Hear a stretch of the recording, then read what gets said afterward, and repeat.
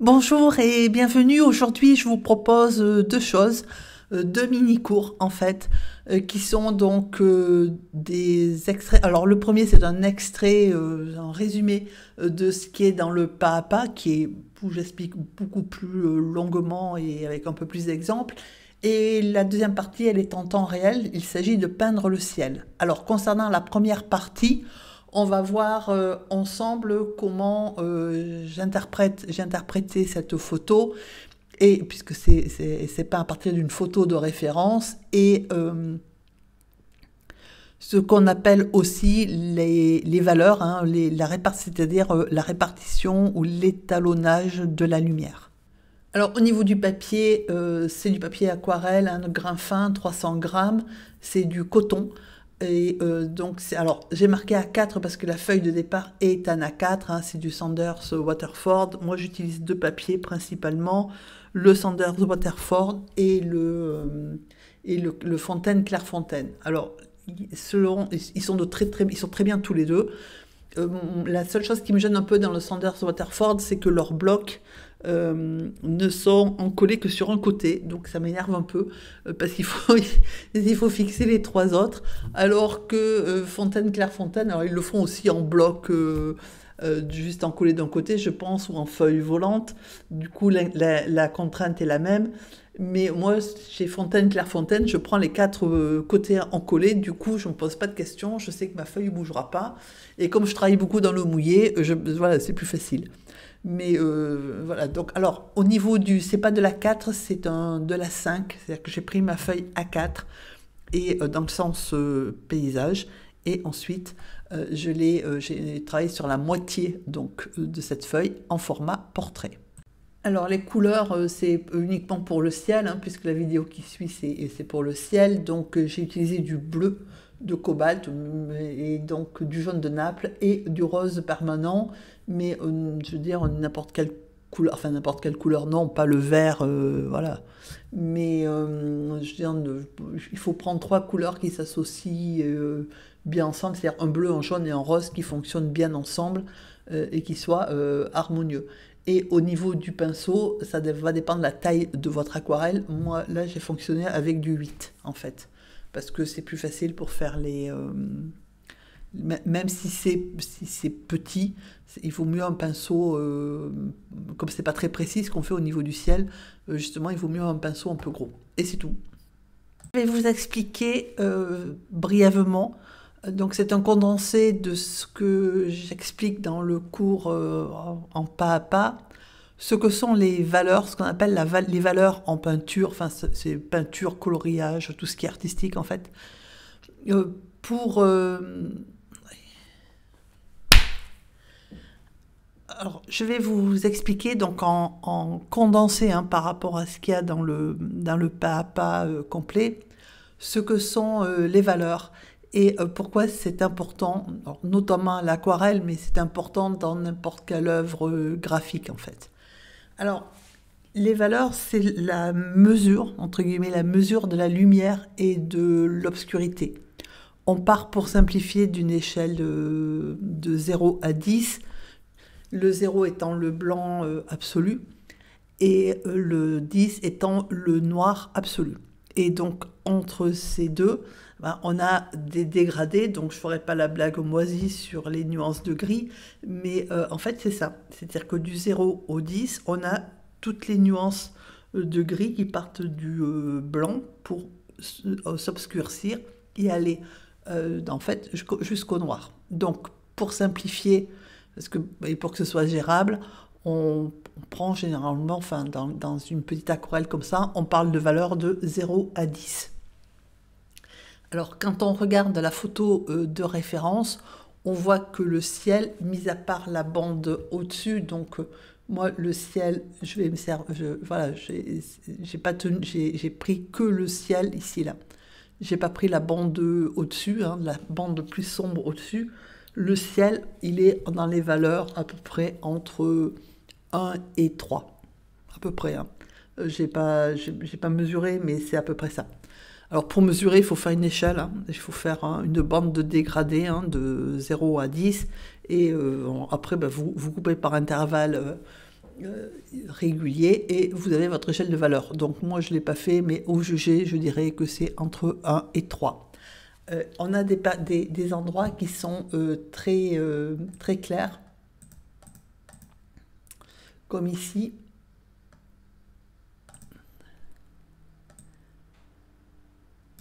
Qui sont pas forcément blancs, alors c'est vrai que c'est du blanc, mais qui sont moins blancs que ça, par exemple. Et le 0, à mon avis, il est là. Ici, là. Sur la vague. Parce qu'on voit bien, quand on regarde attentivement, que la vague, elle est plus blanche que le nuage. J'ai l'impression de faire une pub de lessive, mais c'est ça. La vague, là, est plus blanche que le nuage.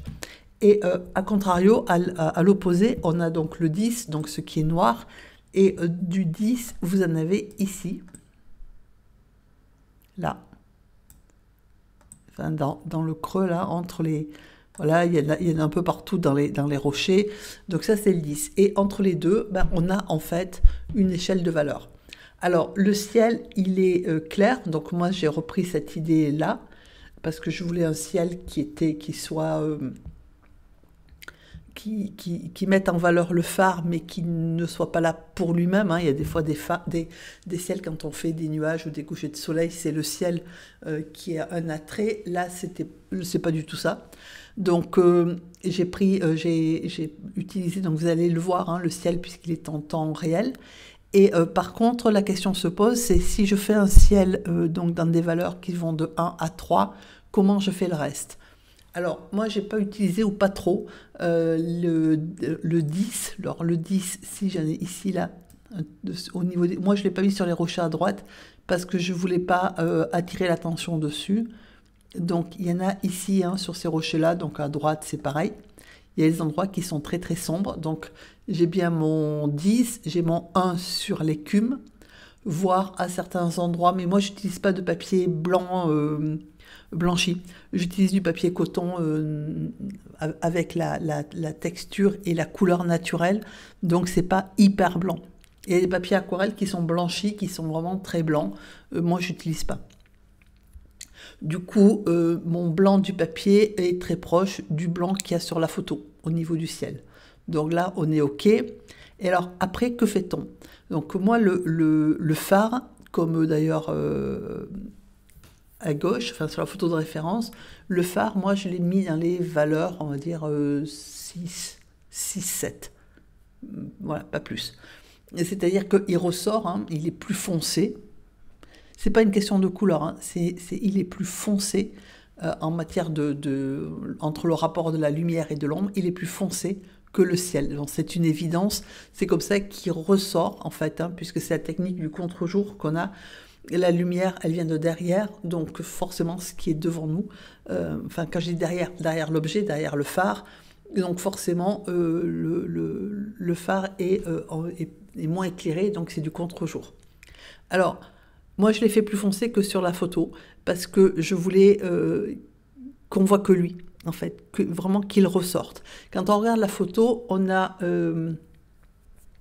le phare qui est dans des valeurs moyennes, enfin moyenne plus, c'est-à-dire autour de 6, 7, mais il est surtout concurrencé par les rochers, qui sont limite, avec des valeurs qui sont limite supérieures à celles du phare. Et en plus, comme les rochers de devant tiennent quand même une sacrée place, hein, parce qu'ils tiennent quand même, voilà, un sacré volume, du coup, la première chose qu'on voit quand on regarde la photo de façon inconsciente, hein, ce sont les rochers, enfin les récifs. Et ensuite, on se dit, ah ben non, c'est le phare en fait. Voilà.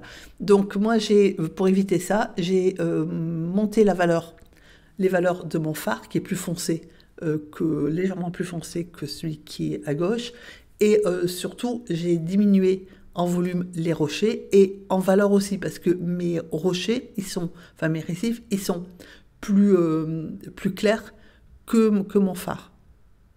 Parce que c'est juste de la déco. Voilà, j'aurais pu le faire en pleine mer aussi.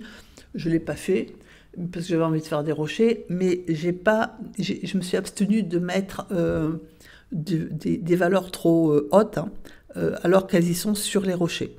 Alors, il y a un inconvénient à ça, c'est que du coup, mes rochers ont moins de volume que ce qu'il y a à gauche, parce que justement, les valeurs sont pour montrer des rochers qui s'enchevêtrent comme ça, là, il faudrait monter en valeur.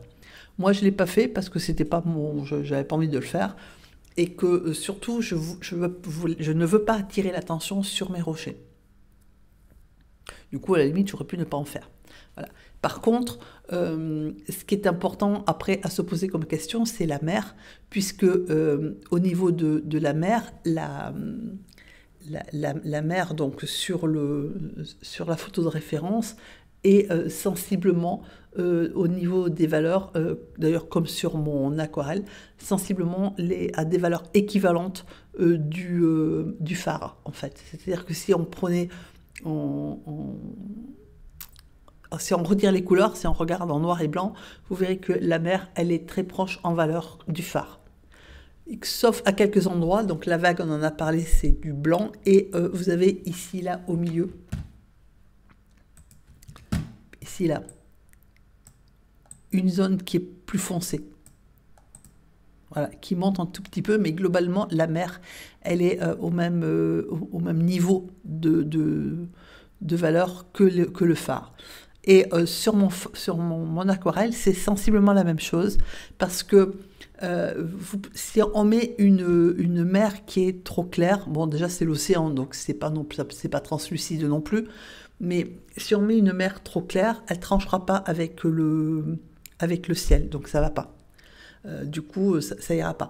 Mais si on met une mer trop foncée, elle va quelque part masquer le phare, c'est-à-dire qu'elle ne mettra pas en valeur le phare. Et donc, on est obligé, du coup, d'avoir une valeur qui est proche de celle du phare, parce qu'il faut trancher sur le ciel, il faut quand même trancher un minimum sur le phare, et il faut surtout trancher sur les rochers.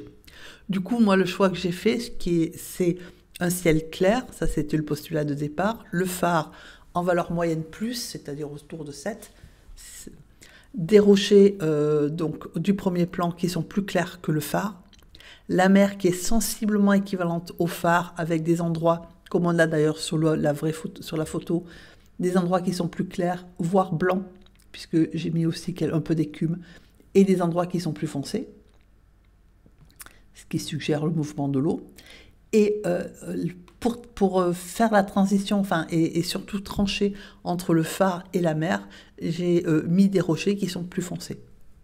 Alors, pas partout, parce que sinon ça vous fait une barre noire au milieu, mais les valeurs les plus hautes, moi, elles se trouvent ici. Bon, mis à part les fenêtres, elles se trouvent ici, en fait, dans cette zone-là. Dans la zone... il faut que j'élargisse. Voilà, dans la zone des rochers, en fait. C'est là que j'ai mis les valeurs les plus sombres, ce qui me permet de représenter de façon plus claire le chemin qu'on aperçoit aussi sur la photo de référence. Voilà, donc c'est quelque chose qui est très court, qui est très succinct, mais qui, je pense, peut vous aider déjà à mieux... qui peut guider votre interprétation et qui peut aussi vous aider à améliorer vos peintures. Alors on a commencé par dessiner, par esquisser le phare, hein. J'aurais montré comment on dessine un phare, et après je suis en train donc de finir d'estomper mes traits de crayon, avant de peindre. Alors c'est surtout pour le ciel, parce qu'au niveau du phare, ça dépend, selon les couleurs que vous allez utiliser, ça peut se voir. Voilà, donc moi, je ne prends pas de risque. La première chose que je fais, c'est d'estomper mes coups de crayon.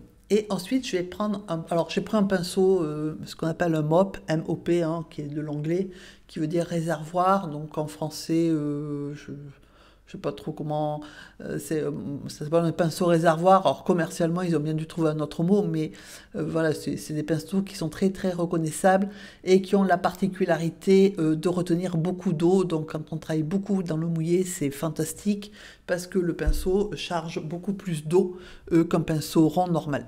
Ceci dit, vous pouvez aussi mouiller votre papier avec une éponge ou bien un pinceau autrement, hein, je veux dire, n'importe quel pinceau fait l'affaire.